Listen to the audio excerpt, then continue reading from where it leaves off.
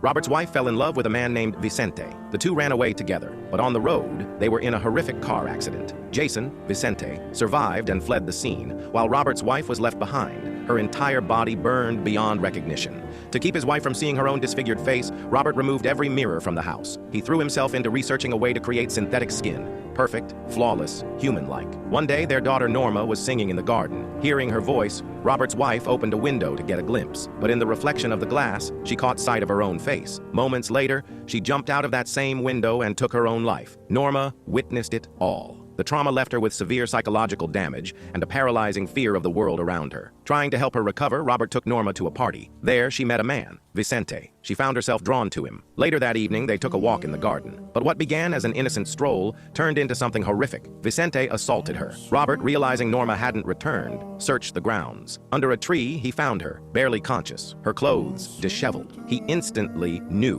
what had happened. He remembered seeing a motorbike earlier that night and pieced it together. That rider, Vicente, was the one. Without hesitation, Robert tracked Vicente down, rammed him with his car, and shot him with a tranquilizer gun. Vicente awoke to find himself chained in a basement. Robert tortured him daily, blasting him with cold water, keeping him in isolation, breaking him down. Meanwhile, Vicente's mother reported him missing. Police later found his motorbike at the bottom of a cliff. They assumed he'd died in an accident and refused to launch a full investigation.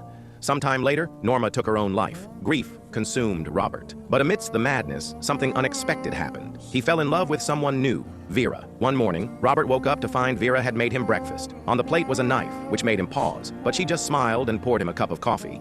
He relaxed. He even allowed the housekeeper to take Vera out shopping. But the housekeeper didn't trust Vera, so she brought a gun with her, just in case. That same day, one of Robert's colleagues stopped by the estate.